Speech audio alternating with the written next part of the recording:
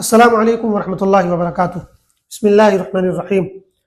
Audio book series میں آج ہمارے سامنے جو کتاب ہے اس کا نام ہے فقی مسالک اور حدیث نبوی۔ یہ دراصل شیخ محمد عوامہ کی کتاب اصل الحدیث الشریف فی اختلاف الائمۃ الفقہا کی اردو تلخیص و ترجمانی ہے۔ تلخیص و ترجمہ نگار ہیں محمد فرید حبیب ندوی۔ یہ کتاب مئی 2017 میں امام بخاری ریسرچ اکیڈمی علی گڑھ سے شائع ہوئی تھی۔ اس کتاب کا مرکزی خیال اور اس کی تھیم یہ ہے کہ فقہائے امت کے درمیان یہ فقہی اختلافات کیوں پیدا ہوئے، ایسا کیوں نہیں ہوا کہ سارے فقہا ایک ہی جیسے مسائل مستنبط کرتے اور ایک ہی جیسی آراء سب کی ہوتی، پھر یہ کہ ہم کسی بھی فقہی امام کی پیروی اور اتباع اور تقلید کیوں کرتے، اس کے کیا وجوہات ہیں۔ تو ان دو چیزوں پر یہ کتاب بیسڈ ہے اور ان دونوں حوالوں سے اس کتاب میں بڑی شاندار بحث کی گئی ہے کہ اگر کوئی خالی ذہن ہو کر اس کتاب کا مطالعہ کرے تو اس کے تمام شبہات و غلط فہمیاں وہ دور ہو جاتی ہیں اور اس کو فقہی اختلافات پر اور ائمہ فقہا کی کاوشوں پر بہت اطمینان ہو جاتا ہے۔ آئیے شروع کرتے ہیں۔ کتاب پر دیباچہ لکھا تھا اکیڈمی کے بانی مرحوم مولانا محمد غزالی ندوی رحمہ اللہ نے، جن کا 2019 میں وصال ہو چکا ہے، اللہ تعالیٰ ان کی مغفرت فرمائے۔ دیباچہ: تمام ائمہ اسلام، محدثین و فقہا، مفسرین و مورخین اس بات پر متفق رہے ہیں کہ قرآن و حدیث اور اجماع امت سے انحراف کسی صورت میں درست نہیں ہے۔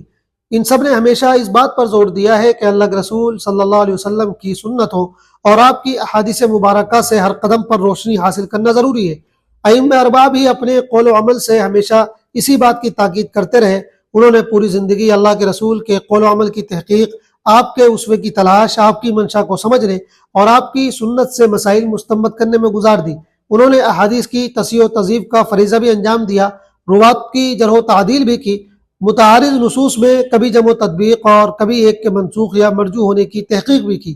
احادیث کی تصحیح و تضعیف میں ان کی آراء باہم مختلف بھی ہوئیں۔ جو کسی حدیث کی تضعیف کی طرف گئے انہوں نے اس پر عمل نہیں کیا، اسی طرح جو صحیح روایات باہم متعارض تھی ان میں مختلف ائمہ نے الگ الگ قرائن کی بنا پر الگ الگ روایات کو ترجیح دی۔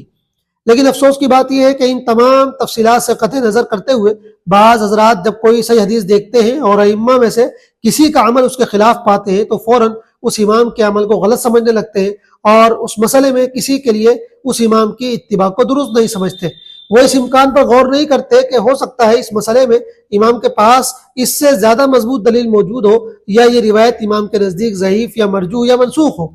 ان سب باتوں کی تحقیق کیے بغیر امام کے عمل کو حدیث کے خلاف سمجھ لینا ایک غیر منصفانہ طرز عمل ہے، اس لیے کہ ائمہ کسی ایسی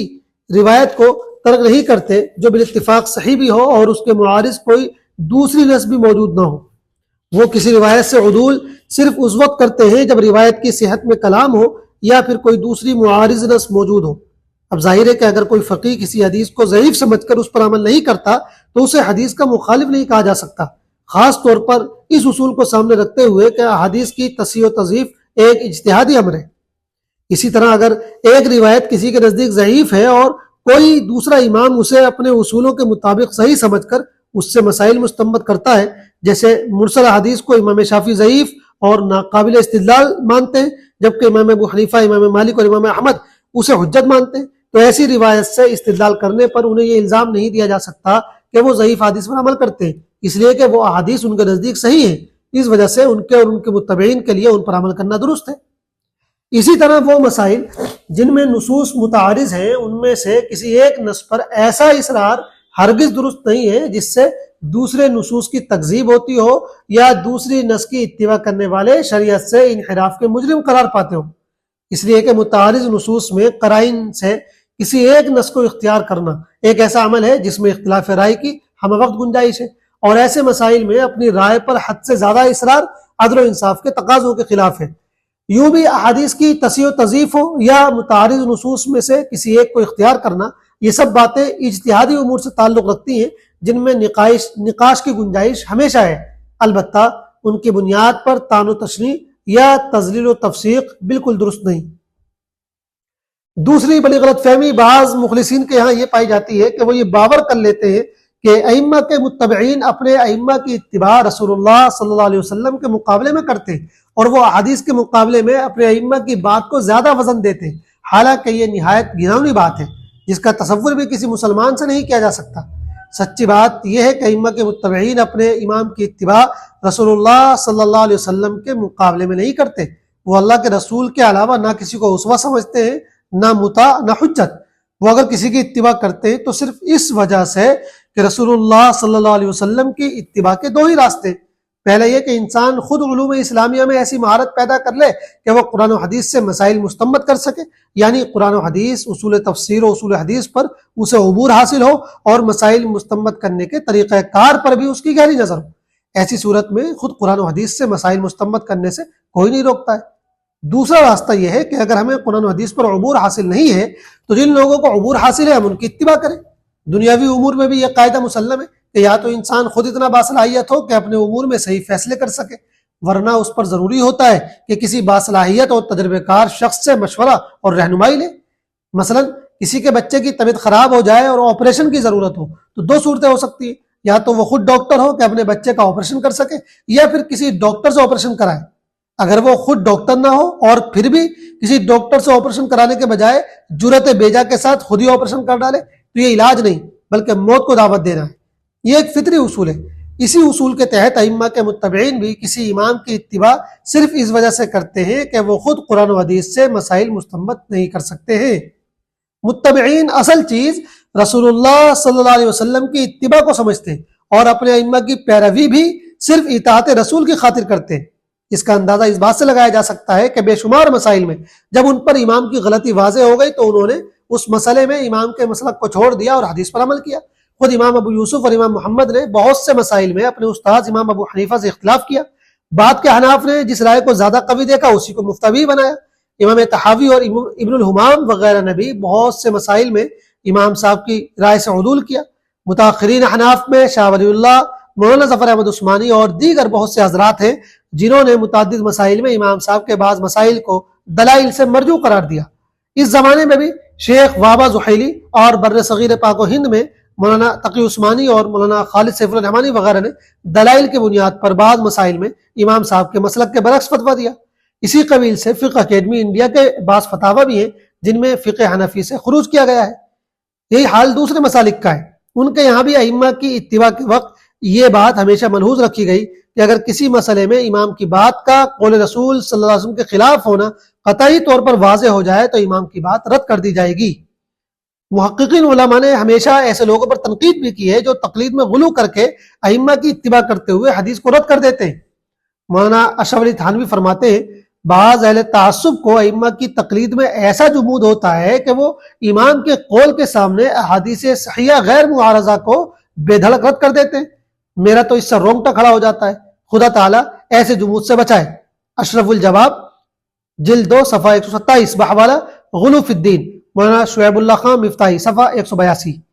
ایک اور موقع پر فرماتے ہیں جس مسئلے میں کسی وسیع النظر عالم ذکی الفہم منصف مزاج کو اپنی تحقیق سے یا کسی عامی کو ایسے عالم سے بشرطے کہ متقی ہو بشہادت قلب معلوم ہو جائے کہ اس مسئلے میں راجح دوسری جانب ہے تو دیکھنا چاہیے کہ اس مرجوح جانب میں بھی دلیل شرعی کی گنجائش ہے یا نہیں۔ اگر گنجائش ہو تو ایسے موقع پر جہاں احتمال فطرہ و تشویش عوام کا ہو مسلمانوں کو تفریق کلمہ سے بچانے کے لیے اولا یہی ہے کہ اس مرجوح جانب پر عمل کرے، اور اگر اس جانب مرجوح میں عمل کی گنجائش نہ ہو بلکہ ترک واجب یا ارتکاب امر ناجائز لازم آتا ہو اور بجز قیاس کے اس پر کوئی دلیل نہیں پائی جاتی ہو اور جانب راجح میں صحیح صریح دلیل موجود ہے، اس وقت بلا تردد حدیث پر عمل کرنا واجب ہوگا اور اس مسئلے میں تقلید جائز نہ ہوگی، کیونکہ اصل دین قرآن و حدیث ہے اور تقلید سے یہی مقصود ہے کہ قرآن و حدیث پر سہولت و سلامتی سے عمل ہو۔ جب دونوں یعنی تقلید امام اور قرآن و حدیث میں موافقت نہ رہی قرآن و حدیث پر عمل ہوگا۔ ایسی حالت میں بھی اسی یعنی تقلید پر جمع رہنا یہی وہ تقلید ہے جس کی مذمت قرآن و حدیث و اقوال علماء میں آئی ہے۔ الاقتصاد فی التقلید والاجتہاد صفحہ 83 و 85 بحوالہ غلو فی الدین، مولانا شعیب اللہ خان مفتاحی صفحہ 182 و 183۔ ان تفصیلات سے اندازہ کیا جا سکتا ہے کہ ائمہ کے متبعین کبھی بھی اپنے ائمہ کی اتباع اس لیے نہیں کرتے کہ وہ ان کی اتباع کو فی نفسی مقصود سمجھتے ہیں، بلکہ ان کی اتباع وہ صرف اس لیے کرتے ہیں کہ ائمہ اکرام قرآن و حدیث اور ان کے اصول اور عربیت میں مہارت کی وجہ سے منشأ نبوی کو بہتر طور پر سمجھنے والے تھے۔ اسی طرح ان تفصیلات سے یہ بھی اندازہ کیا جا سکتا ہے کہ قول رسول کے مقابلے میں متبعین اپنے ائمہ کی باتوں کو کسی خاطر میں نہیں لاتے اور نہ ہی ان پر عمل کو درست سمجھتے۔ البتہ چونکہ یہ جاننا کہ امام کی بات حدیث کے خلاف ہے گہرے علم پر موقوف ہے، اس لیے اس بات کی اجازت ہما شما کو نہیں دی جاتی کہ وہ اپنی ذاتی تحقیق کی بنا پر اپنے امام کے مسلک کو حدیث کے خلاف سمجھنے لگے، اس لیے کہ جس حدیث کی بنیاد پر وہ یہ بات کہہ رہا ہے ہو سکتا ہے کہ وہ ضعیف ہو یا منسوخ ہو یا مرجوع ہو یا مؤول ہو یا کوئی دوسری ایسی چیز اس میں پائی جا رہی ہو جو اس پر عمل کرنے سے مانع ہو یا اس مسئلے میں دوسری متعارض نصوص ہو۔ ان سب چیزوں کا جاننا چونکہ وسیع و عمیق علم پر موقوف ہے، اس لیے ایسا کرنے کی اجازت صرف اس شخص کو دی جاتی ہے جس کے اندر اس کی مطلوبہ صلاحیت موجود ہو۔ موجودہ حالات میں ایک ایسی کتاب کی سخت ضرورت محسوس کی جا رہی تھی جس میں مختصراً یہ بتایا جائے کہ تمام ائمہ حدیث ہی کی پیروی کرنے والے ہیں اور سب کے مسالک احادیث پر ہی مبنی ہیں اور آپس میں ان کی مختلف آراء بھی احادیث ہی سے مستفاد ہیں اور کسی امام نے احادیث سے خروج نہیں کیا ہے، نہ ان کے متبعین ہی نے اس بات کو صحیح سمجھا ہے۔ شیخ محمد عوامہ کی کتاب اثر الحدیث الشریف فی اختلاف الائمۃ الفقہاء دیکھ کر خیال آیا کہ اس کتاب کی تلخیص سے یہ ضرورت کما حق پوری ہو سکتی ہے، اس لیے اس کی ترجمانی اور تلخیص کا کام اکیڈمی کے فاضل رفیق مولانا محمد فرید حبیب ندوی کے سپرد کیا گیا، جسے انہوں نے بہت خوبی سے انجام دیا۔ اللہ تعالیٰ اس کی بہترین جزا ان کو دے۔ کتاب کا خاص مبحث یہ ہے کہ جب تمام ائمہ حدیثی کی پیروی کرتے ہیں تو پھر ان کی آراء ایک دوسرے سے مختلف کیوں ہو جاتی ہے۔ اس موضوع پر اتنی تفصیل سے روشنی ڈالی گئی ہے کہ کتاب پڑھ کر یہ اطمینان ہو جاتا ہے کہ اپنے تمام تر اختلاف کے باوجود تمام ائمہ احادیث رسول کے ہی خوشاچی تھے اور سب کے مسالک مشکات نبوت ہی سے روشن و منور ہیں۔ اسی طرح کتاب کے آخر میں ان شبہات کا بھی تسلی بخش جواب دیا گیا ہے جو ائمہ کی اتباع پر کیے جاتے ہیں۔ اللہ تعالیٰ اس کتاب کو نافع اور مرتب و معاونین کے لیے ذخیرہ آخرت بنائے، آمین۔